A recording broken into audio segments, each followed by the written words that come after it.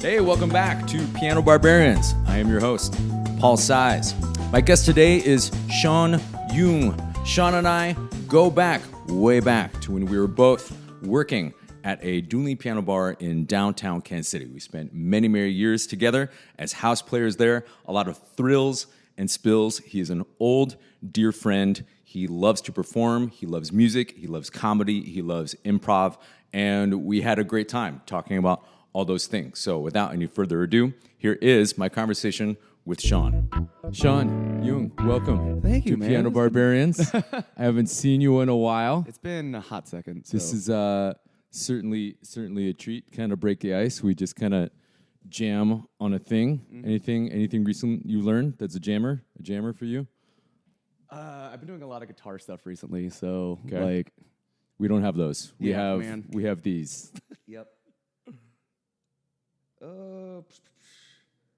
was gonna say I haven't really done anything new piano-wise in a while, so I think Saturday Nights Alright for Fighting was like the latest thing I've done. Yeah, in G. G, yeah.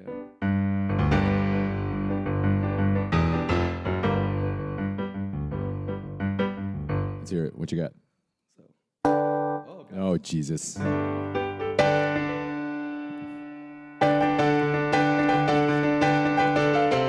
Yeah.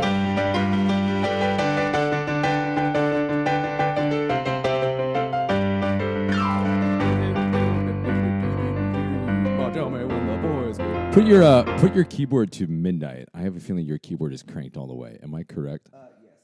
It's too loud? Try that. There we go. Because it's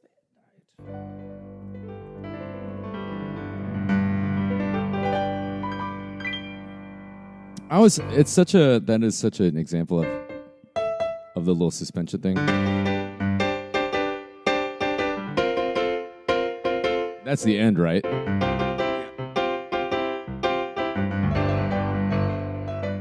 It's such like a simple idea for a song, but it's like, dude, why didn't I do that? It's one of those.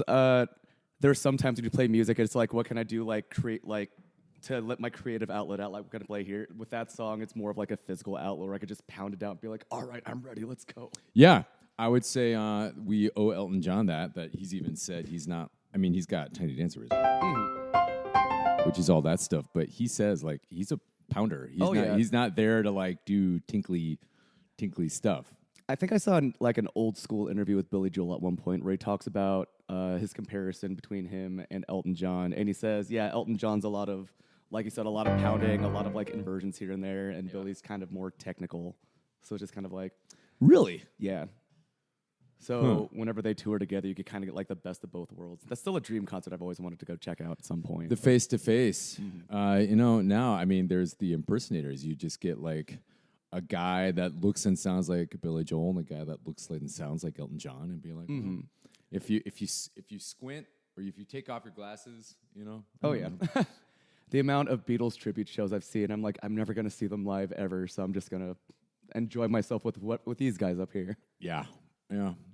I don't know. I mean, we were talking about this a little bit, like, is it even better than the real thing? It's like at this point, at what point, because I mean, Elton John, he's in ill health at this point. I'm not sure I'd be like worried about him if I saw him on stage, like, dude, dude, relax. But the idea of tribute shows just being so prevalent now, and like recreating like what it would feel like. What's the Beatles one that comes through Starlight sometimes?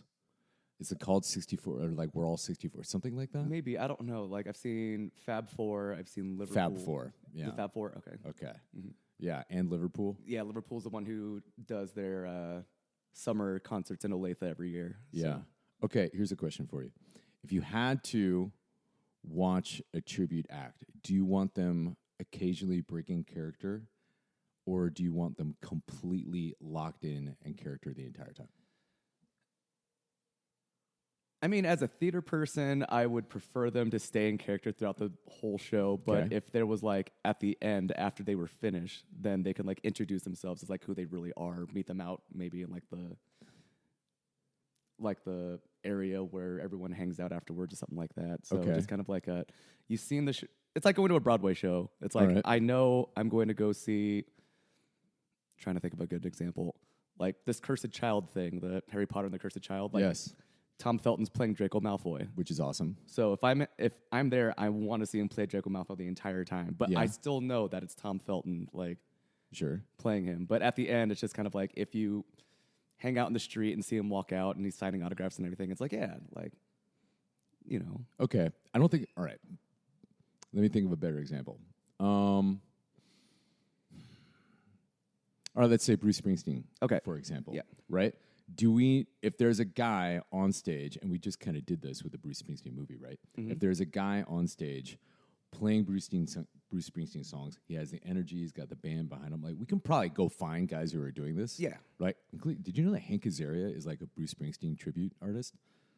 I did not know that. Yeah, but he doesn't even. He is just him. He's just Hank Azaria singing Bruce Springsteen. He doesn't do like a costume Okay, gotcha. or in a look or anything like that, which is different than what I'm saying. Like, how much is like pretending that we're like.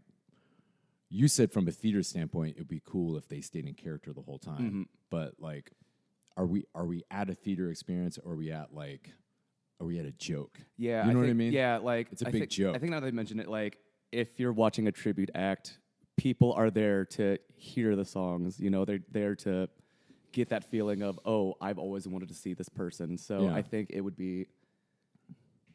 It would be nice if they stayed in character. You know, that way you would keep that illusion of, oh my gosh, I'm really seeing Springsteen, even though I know it's Hank Azaria. You know?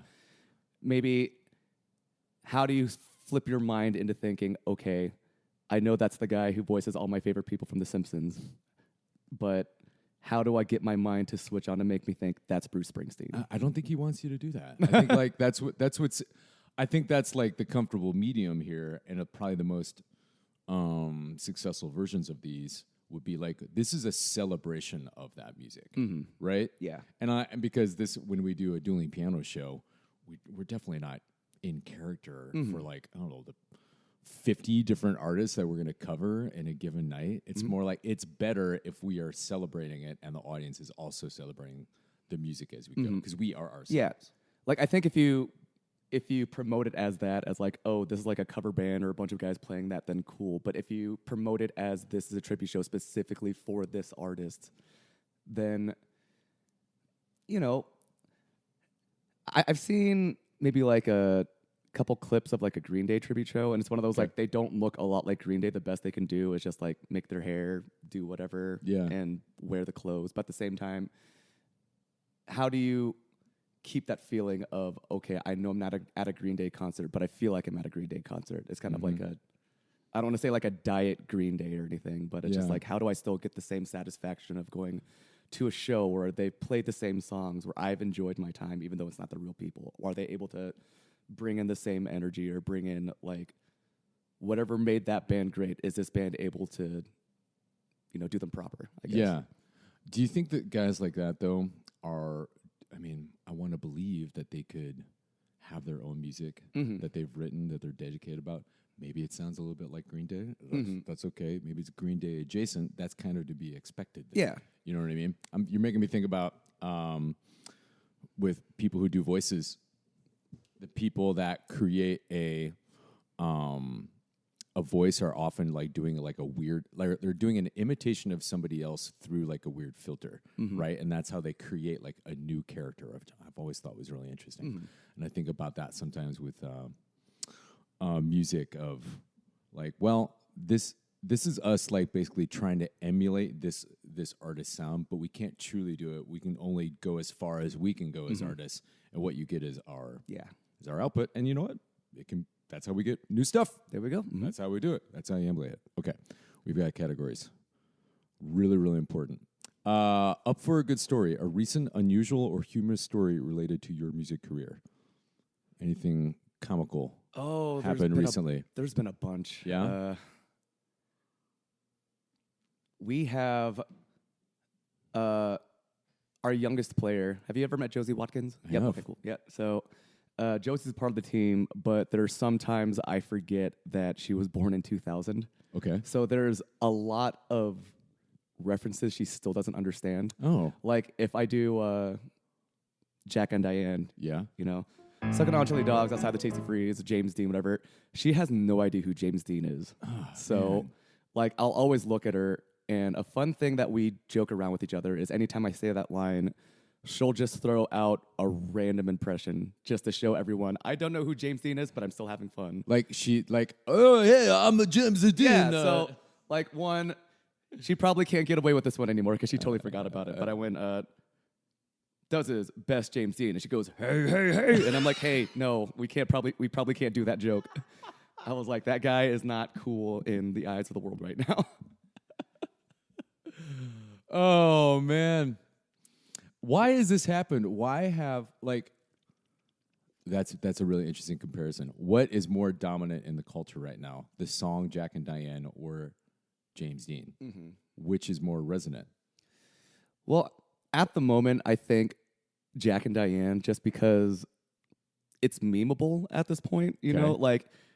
Have you heard she does know the chili dog? Yeah, the chili dog right? thing, where every line is chili dog. We've actually gotten requests to do that every once in a while. It's like, do Jack and Diane, but they only say chili dogs during the second verse. I'm like, okay. We even had a woman yesterday. I don't know if she was celebrating a birthday, if it was like a company thing, but she came in with a sweater with a bunch of like bedazzled corn dogs on it. Okay. And she came in right after I did Jack and Diane, and I was like, if you were here just 3 minutes earlier, we would have just had so much fun with you. They still had fun. We still had fun with them, but that shows great restraint not to simply just do Jack and Diane. Not everybody would have that restraint. Someone would just be like, well, now I have to do it again. And all the rest of you have to suffer while I get this joke out with this person. Yeah. It's always fun to like point out the audience, make them feel kind of special, be like, hey, and I do this during like Halloween or like Comic-Con weekend where it's just like, you're wearing a costume. I know the theme song to your costume. I'm going to point you out just so you can show off or something. Like, if anyone dresses up as Marty McFly, we bring him up on stage. We'll do Johnny Be Good. We'll give him like a prop guitar or something like that. Yeah. That way it's just like, oh, I had the courage to dress up as something that isn't very normal. And it was like, okay, that person had the courage to do it. I'm going to have them come up on stage and like just show off, hey, you know, this is your character. This is what you're doing. Have fun with it, you know.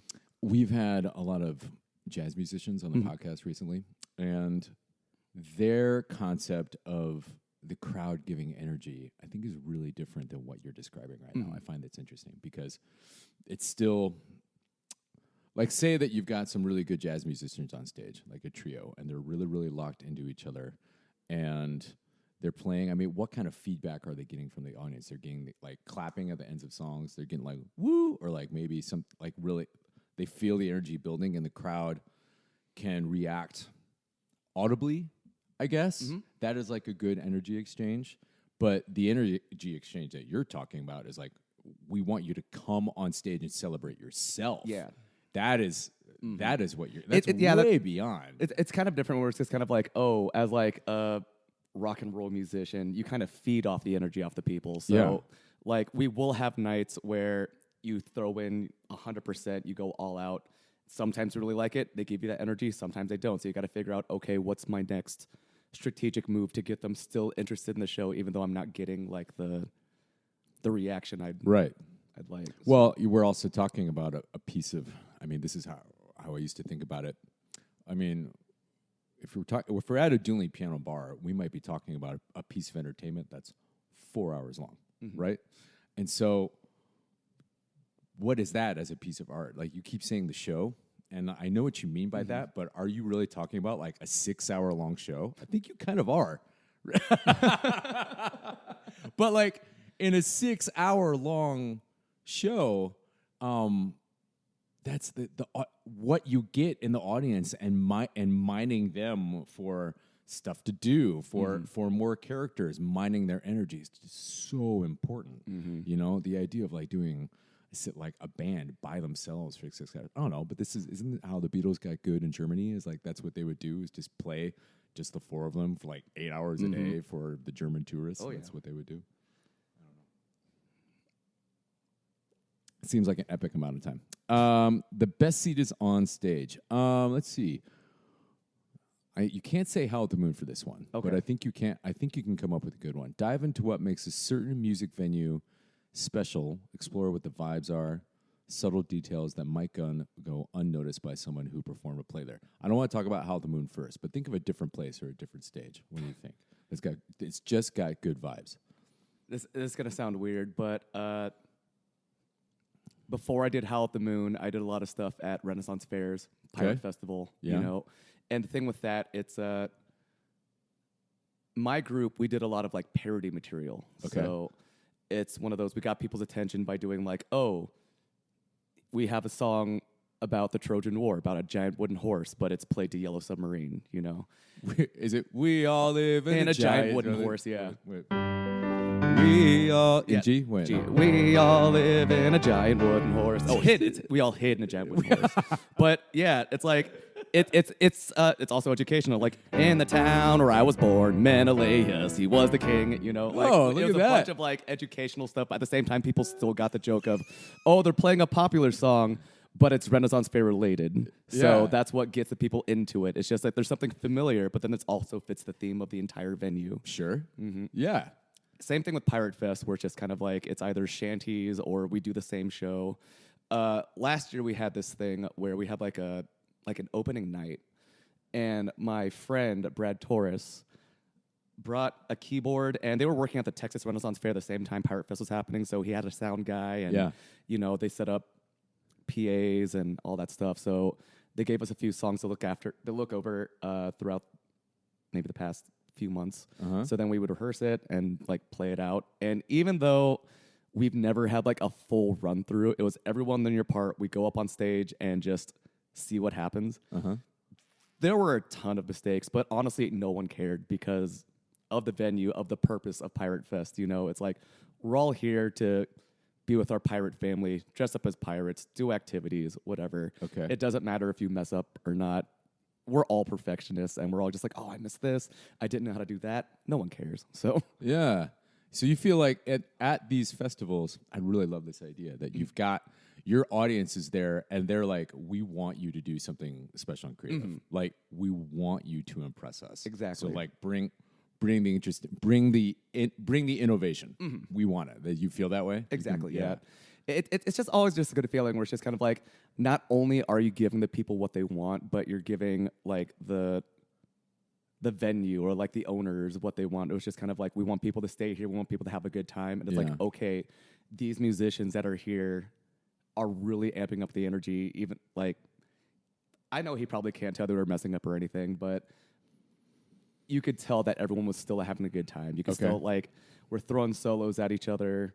Just like, what key are we in? G. Okay, so we figure something out. And it's just a good feeling. It's a very accomplished feeling, I guess, would be a... How often do you come across the people who refuse to break character and maybe are taking it like too seriously? How often does this happen? Pirate Fest, never. Just because we know that we're all just a bunch of drunk grown-ups in the woods just play music. Renaissance Fair, there are a few people. They're and hardcore. A lot of them are usually like the characters who play like royalty or like the higher-ups, the monarchy or whatever, which is kind of like, I don't want to say the queen. The queen's my friend, but like we'll say like a duchess or something like that. Like the duchess demands you do this. I'm like, we're backstage. We have 10 minutes to perform. Can you like calm down? Well, I don't know if the kingdom would like that. Oh, so you're saying they stay in character even when they're backstage? Sometimes, yeah. There are some people who stay in character like there are some people who really believe in method acting. So it's just like we need to stay in character if we want to It's like keep the illusion. From the moment they walk, I would say, all right, maybe from the moment you walk onto the grounds. Not the parking lot. Yeah. Probably not the parking lot. like front gate or something. Well, If I saw someone in character at the park, I'm like, dude, it's Oh, like no. 9 in the morning. We don't need this right now. give it a couple. But that's comes back to what we were talking about earlier about people who do tribute shows, tribute act. That's actually like they're conjuring something similar in a way. And like you need to be good at it and you need to be enjoying it, but you can't take it too seriously because that starts to sap the fun out of it. I guess like it's like taking up to a line. I don't know. Is there an example of someone that's like this person has taken actual, how do I call this? Historical accuracy, like they've really followed it like very, very closely and it's impressive. How often does this happen? I mean, there were a lot of times where they would get on our case about like certain ways to say things, you know, like in Kansas City, the Ren Fair here, the town is Canterbury, right? But we would say Canterbury a lot, and we would kind of get in trouble for it sometimes. It's like, it's not Canterbury, it's Canterbury. And it's like, oh, okay. Wait, what? Yeah. The correct pronunciation is Canterbury. According to the higher-ups at that time, it's Canterbury. But it looks like if you saw it on a piece of paper, Yeah, say, B-U-R-Y, Canterbury. well, because of Canterbury Tales. Am I saying that wrong too? I honestly at this point have no idea. Like, My mom can't agree that it's Canterbury. my mom-in-law is an English teacher, and she actually loves Chaucer. And I'm just like, is it Canterbury or Canterbury? She's like, who cares? Who cares is what she says. Oh, I didn't know that. Okay, good. But now I do want to talk about How the Moon, actually, because you and I have spent so much time there. And we've also been to other Dueling piano bars, other How the Moons. I actually think that the Kansas City location is set up pretty good. I think everybody there, it's easy to kind of take that for granted unless you play at other locations and other piano bars. Yeah. The way that the stage is centralized and all of the seating is actually informing, looking towards the stage. All of the seating everywhere. That's actually kind of special.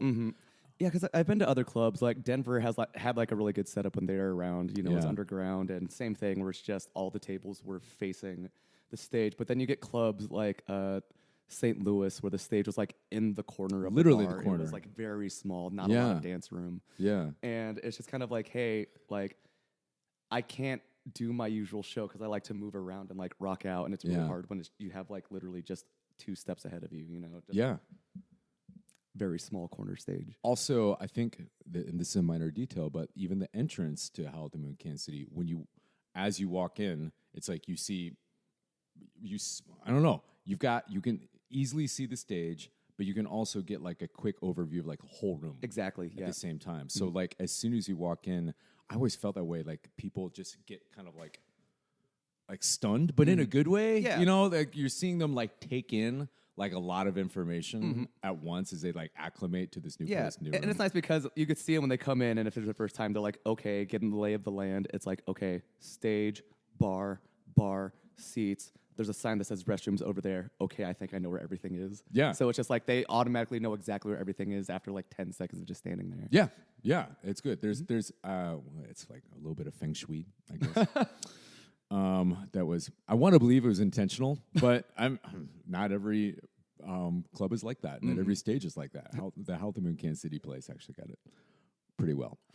Okay, here we go. Oh, I know you're gonna have some good ones here, because I've witnessed this with you. The Keith Jarrett Colin Award for Best Gig on a Crappy Instrument. Keith Jarrett was on tour, and he came to play a music venue in Colne, and the piano was like a total piece of crap, and he almost walked out and refused to play it. Oh. And the organizers of the event, this was like moments before the show was supposed to start, they were going to open doors, and they begged him to like stay. He did not want to. He threw a big hissy fit about it. But then that performance on that piano is regarded as like one of his like best recordings, because he had to focus so much on overcoming the limitations of the instrument. Has this happened to you? Have you been on like an instrument that's like malfunctioning, and then all of a sudden you find you got to find a way to get through it? Yeah. It's happened to me recently. So, like I mentioned earlier, I'm doing a lot of guitar stuff. One of the songs that I've been doing a lot is "Killing in the Name" by Rage Against the Machine. And you know, the solo, it's a digitech whammy, just going yeah. So we were trying to figure out how to put that effect on the pedal that we have at work, the Firehawk, right? We didn't know how to do it, so we chat GPT'd how do we get it in here. We kind of gave up on it, so instead we just downloaded a patch that someone already made, which isn't a bad idea. Hit and miss, though. Yeah. Hit and miss. Like, it sounded fine. We just had to like mess with levels every once in a while, but it has this weird issue of when you switch banks, sometimes it doesn't work. So, like, sometimes you'll flip the switch, it plays normal, great, but not too long ago. For the solo. Yeah. Okay. There was one time I pushed the button. All the other tones were working, but this tone right here, it just muted. Oh. And I was just kind of like, oh, this is the only patch with that shifting effect. I can't play the solo if I don't have that. So instead, I just went back to our normal patches, went to on like the rock or the lead patch, and just tried to play the solo without the effect. And have you ever heard the solo without the pitching effect? It probably sounds kind of dumb. It's just instead of it's just you got to use that effect to like make the octave thing go. So it's very I don't want to say lame or boring, but it's very vanilla. So yeah.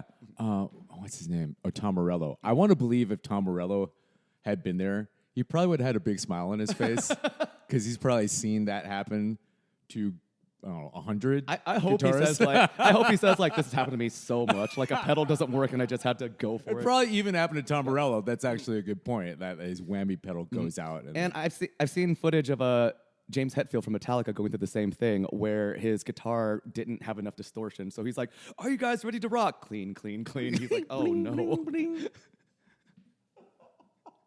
I would actually enjoy that. I would actually enjoy if you're like, "All right, are you ready to rock?" And then all of a sudden you just hear. It's like, "Yeah." Oh, and then you'd be like, "Oh, you guys are gonna get it. Oh, Just give me a second. give me a second. Oh, you guys, you're gonna. Oh, we're getting warmed up." Just like that bull. I kind of want to see that just because I saw this thing where this person was comparing like metal with like surf rock, and it's like it's pretty much the same thing, just it's surf rock with distortion, you know? Sure. Mm-hmm. Yeah. So you go down that rabbit hole of listening to all these metal songs with clean tones and surf rock songs with metal tones, and it's just like, okay, like I get where these coexist and can cross. Yeah. Suddenly it's not very complicated. Speaking of not very complicated, Music Theory Nerd Corner. Your chance to expound on an aspect of musical theory that you particularly admire. It can be a simple concept or a complex idea. Where are you nerding out with music these days? I thought about two. One is very basic, one's very complex. So the basic thing that I kind of love is just keeping things basic. That way we can it's easier for us to throw ideas at each other if you have like a 1-6-4-5 or something like that, right. you know. And those honestly, it's the basis of rock and roll, blues, you know, a lot of other different kind of genres. But then I also went down the rabbit hole of listening to chord progressions that are done in Japan. What you got? Let's hear it.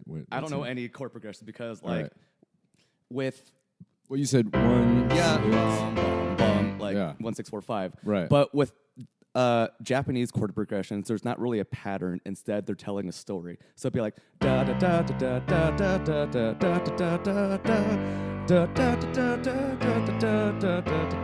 da. So it's like I don't know how to follow you because you're like there's no pattern, but I can tell that you're telling a story going from one place to the other. So it's less of a pattern; it's a journey. Yes. There we go. God, yeah. So like if you ever listen to anime intros, it's just kind of like the music is really, really good, but I don't know what chords they're playing because they jump everywhere. But it still makes total sense. Yeah, this was a challenge on the song. I think it's Just by Radiohead that the band started basically challenged themselves. Like, what is the maximum amount of chords that we can actually inject into one song and still make people like it? Exactly. And like that's why I respect people like Beck who can do like Loser. It's like this entire song is just one chord, yet you're still able to make us pay attention and listen and just feel the groove of the song and everything. Yeah. So. Do you think part of that when you said Japanese, are you talking about Japanese rock, like Japanese rock and roll music, and like and all that stuff is really heavy in anime intros?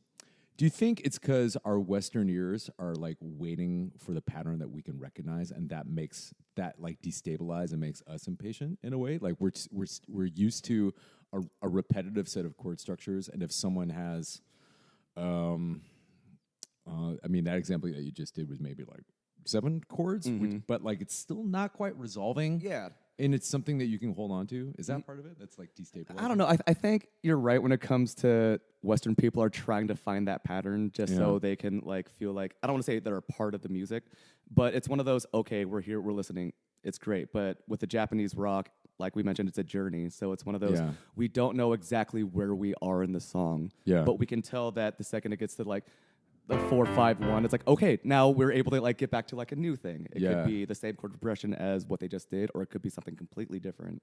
Yeah. But yeah, for them, it's just telling the story of how do we get from point A to point B with like conflict, resolution.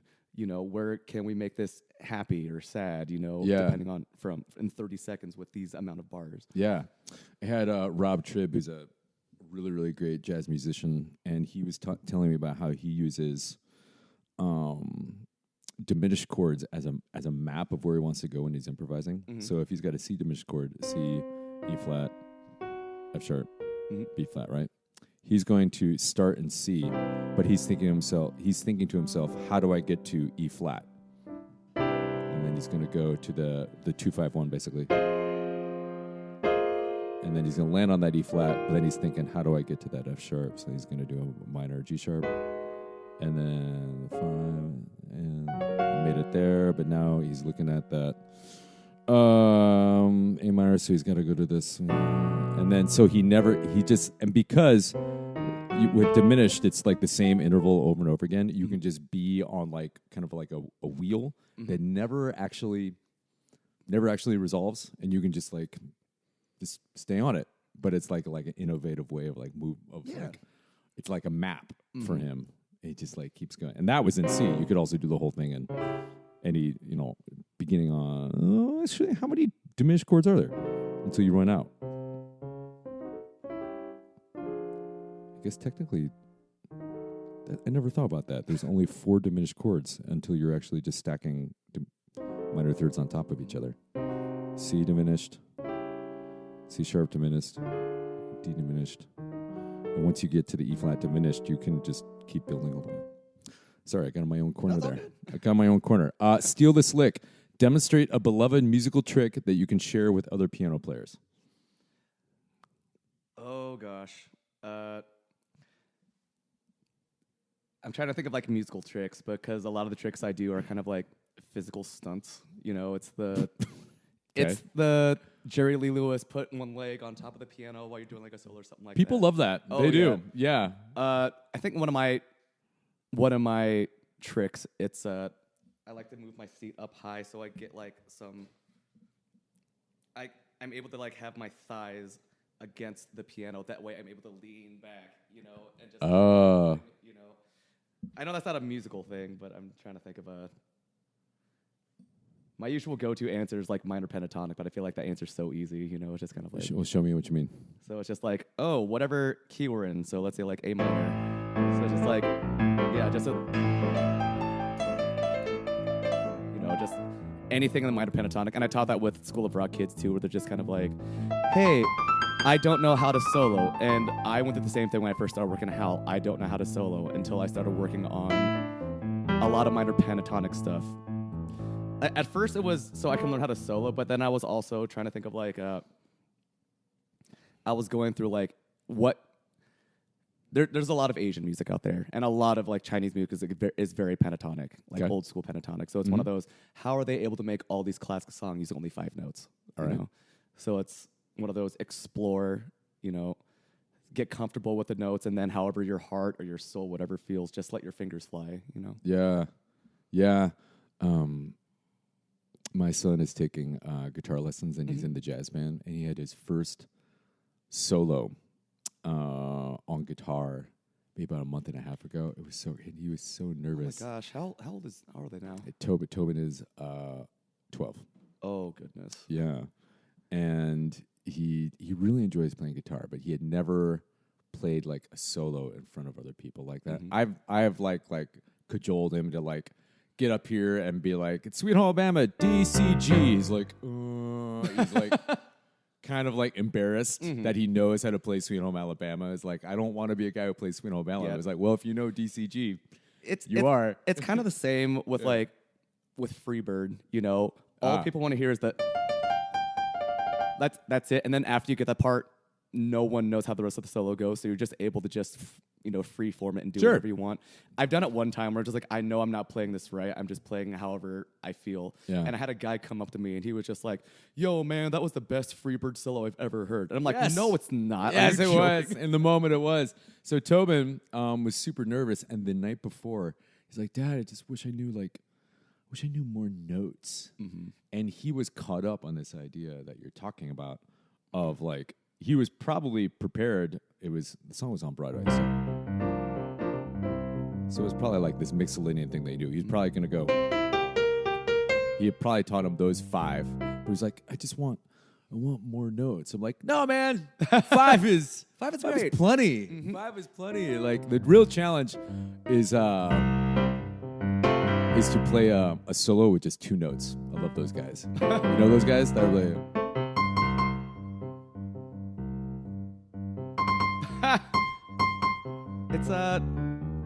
It's a Ramon solo. That's what we used to call it back in the day. Where it's a if you ever listen to, like, I Want to Be Sedated, like I'll point to someone and be like, do a solo. So it's like solo.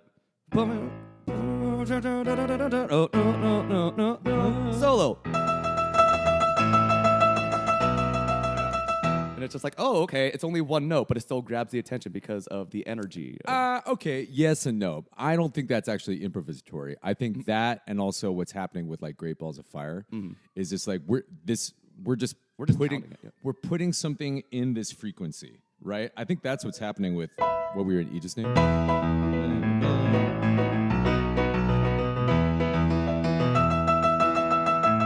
Like that could be a guitar. Right now it's piano. It could be someone going la la la la la la la la la la, right? Like it's just like here's this note in this frequency, which is different than like I am now going to explore and create something. Yeah, but so I feel that way about Great Balls of Fire all the time. Yeah, so instead of like just having it just over and over again, it's like you got to find a different rhythm. So like a or something like that. Like if you stay on the same note or. I would say that's more interesting, but is it like a really good Ramon solo? Maybe not. I mean, they'll probably still accept it, but it's like, why'd you stop? Why didn't you just play the 1 note the whole time? Or it's just like, wait, why'd you play that too? How dare you? How dare you? Actually, all right. Well, now that we're talking about the Ramones, because we're wrapping up here, let's just see how much of that. This is a good challenge for us. Let's do sedated, but actually make the solos interesting. Okay. All right, you start.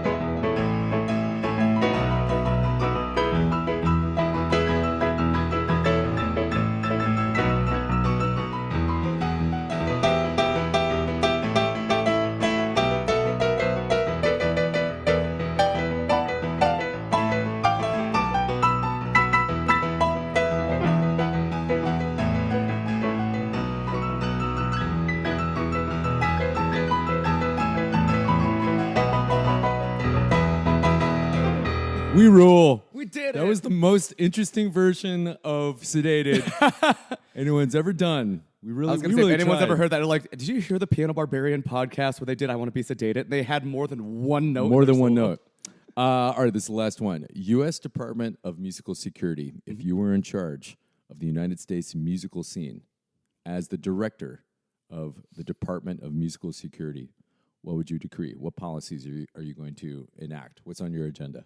Man, I miss rock music being more in the mainstream just because it got kids wanting to learn how to play a lot of music. Like in this day and age, everyone can just go on like Fruity Loops or something, make a beat and rap over it, but they're not learning any theory. They're not learning anything. They're not learning how to play any instrument physically. So it's just kind of, oh, I'm a musician, but I make beats. It's one of those, oh, like I took the time to learn how to play piano, guitar, drums, bass because, you know, I want to be, quote, a musician. I wanted to be Paul McCartney my entire life. So it's just kind of, I want to see more live music, like more rock bands or just more instruments rather than just, you know, a beat. Yeah. Not saying that like making a beat in a studio is like bad or anything. It's just, what can we do to make kids want to keep on being musicians? Like how do we put that motivation, or how do we put that dream in them? It's like, I listen to Angus Young, I want to be a guitarist, you know? It's not like anyone goes to like, I saw Machine Gun Kelly play a guitar, but it doesn't make me want to learn how to play a guitar because, you know, it's a different, I don't know how to say it. There's less of an emphasis on the concept of a band now, at least in popular culture, and more of an emphasis on like, here's this one person who's got a look and a vibe and a personality, and all the people playing instruments behind that person are essentially interchangeable. They need to look good, and they need to look like they're having fun, and they need to be competent on their instruments. But like the idea of like, well, am I seeing a band, or like it's all these people are now being regulated to essentially being backing bands? Like there's still a like place music, for that, but they're not like the main focus. It's always on someone else. and that's really hard to tell somebody that's something to aspire to. Like work really hard, get good on your instrument, and you could back up Pink someday. Yeah, like I don't know. I feel the same way with like Taylor Swift, where it's just kind of like when she first started out, kind of like low key country, talking about her guitar all the time, and now it's like, I mean, she still plays a guitar every once in a while. She has a signature guitar, but not enough people are talking about like her guitar skills or like anything, because they're all talking about like everything else going around her. Yeah. You know. Well, we're also talking about the chemistry between other human beings. Of like, you're the bass player, you're the drummer, you're the guitar player with Mystique, and I'm the amazing lead singer. And you take not only those personalities, but those skill sets, and you have them overlap. You know what I mean? And that's what's really interesting about my son Tobin, is that he will just like play guitar like by himself, and I'm the one that's like, come on, who are you gonna play with? Who are you gonna jam with? Like I'm like, but it's got to be organic. That's the thing. You can't really force. You can't that fake it. Yeah, I found myself in a situation one time where me and a buddy of mine were trying to make a band, but a lot of the stuff that I was going for was kind of more poppy, optimistic, kind of like happy, but he was more of like a darker, sadder guy. So it's just like anytime I wrote something, it was very, too happy. This is major key, too happy. But then there were a lot of times where he was just like, all right, I'm playing guitar, but even though I'm the leader of the band and I'm writing most of the songs of the band, you're the face of the band. And I'm just like, I can't be the face if I don't agree with the songs that we're doing, or if it's one of those like, it's not me up there giving my soul to the crowd. It's me trying to give your energy to the crowd, but you're using me as a substitute for yourself, you know? Yeah. This is always one of the hard parts about running Hell at the Moon, is that you've got a 6-piece band and everyone's a lead singer. You know, like that trying to negotiate that that give and take, and then that chemistry. Oh, that was always just so hard. And it's just harder now to get people to like aspire to know your role. Just like be the bass player in a band and contribute. And it's hard to sell. And I mentioned when I was directing at Hal, where if someone else is leading the song, if they're doing the song, you shouldn't jump in and try to like out harmonize them or do anything. As support, it's your job to make them look good. Yeah. So it's one of those, like you said, know your role. If you're the bassist, lay down the foundation. If you're the drummer, you know, you're the heartbeat, keep the tempo. But don't throw a bunch of random fills or play like crazy solos on the bass during like a verse. Yeah. If we're trying to make the lead singer look good. In some ways, I think, and I just saw Corey Wong last night, who is really, really good at the internet. He's very good at it. And he also clearly brings like a ton of joy to what he does. And I find that like Corey Wong, and kind of like that, the whole Wolfpack extended universe, you can find a lot of people, young people, recording themselves playing music with other people and putting on the internet. But they really are achieving this thing of like, here is the keyboard player just going, and like, this is my whole part, and like I just do like this one little thing, and that's all that's needed. And I feel like it's like, are these like where people now find role models of like, well, if I want to be in a band, I want to do it like they're doing it. That's where they find it now. Yeah. Not necessarily through what ascends via, how do I say this? Not necessarily what's going to ascend via the radio or TikTok or streaming services. It's more like, well, where practically speaking, if I can find videos of people doing the thing that I'm curious about and they really look like they're enjoying it. Yeah. You know? Alan and I talked about this not too long ago where I think like maybe a year and a half, 2 years ago, we saw School of Rock at Theater in the Park, right? And they did a great job, but then we got home, we got on YouTube, we're like, let's watch other people's performances of, this specific number where all the kids are learning the instruments. Anytime there's a kid that is definitely feeling it, it's such a joy to You can watch. really tell. Yeah, like their eyes are closed and you could tell they're like really doing it. But then there are some kids who are just like looking down and like not moving. And it's just kind of hard to like, sometimes it's kind of hard to root for them because it's just like, in adult terms, you're only here for a paycheck. This person's here is actually enjoying themselves doing the thing. Sure. So, yeah. Well, man, you have always absolutely enjoyed doing the thing. It's so pleased that you still enjoy doing the thing, still Love it. enjoy making music, as do I, man. So thank you for being here today. of course, man. Talking about music. This is a lot of fun. Hey, thank you for tuning in to Piano Barbarians. We welcome all of your comments and questions and concerns. Email us here at pbarbs@redbeatentertainment.com. These shows are mostly recorded here in Red Beat Entertainment Studios, Red Beat Studios in North Kansas City, Missouri. If you want to hire some Piano Barbarians for an event or for a group, or you're interested in bringing Piano Barbarians to you, please reach out. We would love to chat about that. Let's see you next time.